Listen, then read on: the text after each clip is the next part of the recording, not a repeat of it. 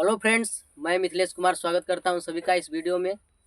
आज इस वीडियो में हम लोग चैप्टर 12 का जो अरिहंत प्रकाशन है हीरोन का सूत्र, उसको आज हम लोग पढ़ेंगे। अलग अलग बुक में अलग अलग चैप्टर दिया है, लेकिन हम लोग नई बुक से पढ़ते हैं।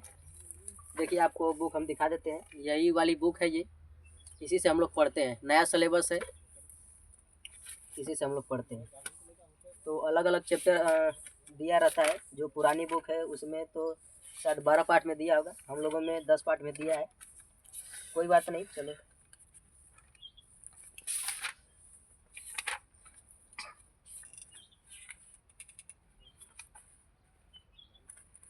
हीरोन के सूत्र में देखिए, सबसे पहले तो हमको त्रिभुज के बारे में समझना होगा, और इसमें ज़्यादातर समकोण त्रिभुज के बारे में बात करता है। समकोण त्रिभुज तो चलिए यहाँ पर एक फिगर लेते हैं, तब हमको अच्छा समझ में आएगा।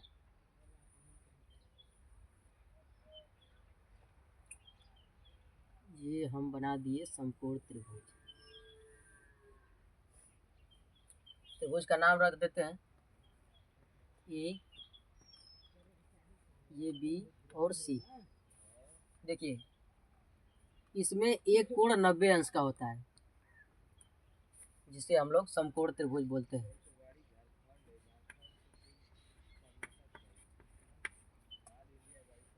इसे हम लोग समकोण त्रिभुज बोलते हैं। समकोण त्रिभुज में ये वाला जो इस पर, इस रेखा पर गिरता है लंब, इसको हम लोग, इस वाली भुजा को, जो ए बी है, जो ए बी भुजा है, इसको हम लोग लंब बोलते हैं, लंब। और ये वाली जो भुजा है जिस पर लंब गिरता है, उसे आधार बोलते हैं।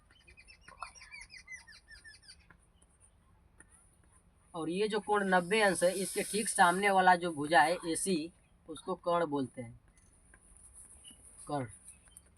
अब देखिए, यहाँ पर एक प्रमेय निकल के आता है, उसको हम बताते हैं। इसको बोलते हैं पाइथागोरस प्रमेय। पाइथागोरस प्रमेय क्या होता है? पाइथागोरस प्रमेय क्या होता है, देखिए। यदि मान लीजिए कि हमको एसी है ना, ये एसी है। पाइथागोरस प्रमेय क्या होता है? एसी यानी कर्ण का स्क्वायर बराबर क्या?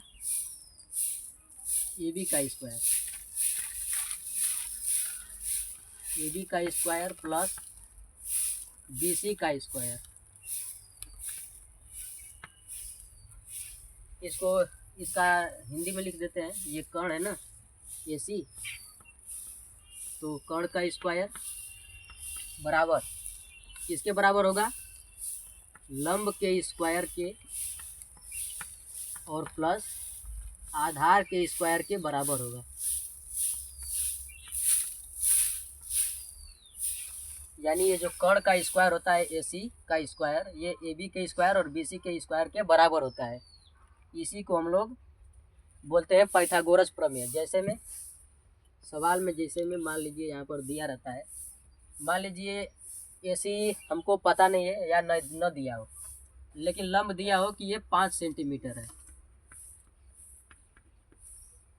लंब हमारा 5 सेंटीमीटर है और आधार दे दिया 3 सेंटीमीटर, या इसको भी 5 ही सेंटीमीटर समझ लेते हैं। हो गया ये। चलिए, इसको थोड़ा सा चेंज ही कर देते हैं। इसको 3 मान लेते हैं, इसको 9 मान लेते हैं।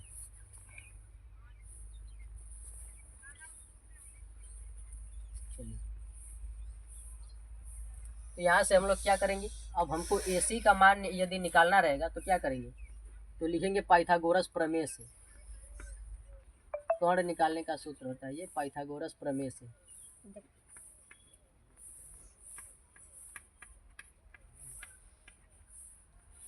पाइथागोरस प्रमेय से। पाइथागोरस प्रमेय क्या कहता है? कर्ण का स्क्वायर यानी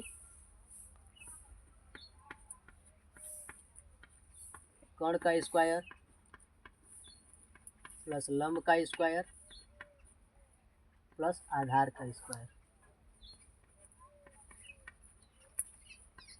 देखिए कण क्या है, एसी है, एसी का इसका मान तो दिया नहीं है। उसके बाद देखिए लंब का स्क्वायर, लंब क्या है 3 है, तो 3 सेंटीमीटर यहाँ पर रख देंगे, इसका स्क्वायर प्लस ये 9 है, 9 का स्क्वायर। अब देखिए एसी का मान यहाँ से निकालेंगे, एसी का स्क्वायर बराबर 3 का वर्ग कितना होता है 9, और प्लस 9 का वर्ग कितना 81 है ना। अब देखिए ये कितना हो जाएगा, एसी स्क्वायर बराबर 81 9 कितना है 90।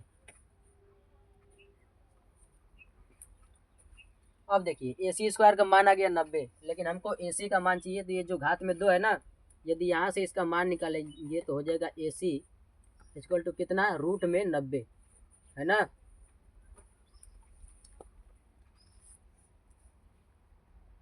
और इसको और भी शॉर्ट फॉर्म में लिख सकते हैं, एसी बराबर 2 तिया 6 तिया 18 5 90 है ना, ये 5 है। तो यहाँ से हमको एसी का मान कितना मिल गया, जो कण था उसका मान कितना आया है, ये 3 तो एक बाहर निकल जाएगा, अंदर कितना बचा 2 और 5 यानी 10। तो यहाँ से हम एसी का मान ऐसे निकाल सकते हैं कि हमारा जो कण आया है वो इतना सेंटीमीटर है। पाइथागोरस प्रमेय इसी को बोलते हैं हम लोग। जल्दी से आप लोग इसको नोट कर लीजिए या स्क्रीनशॉट ले लीजिए, इसके आगे हम लोग फिर चलते हैं।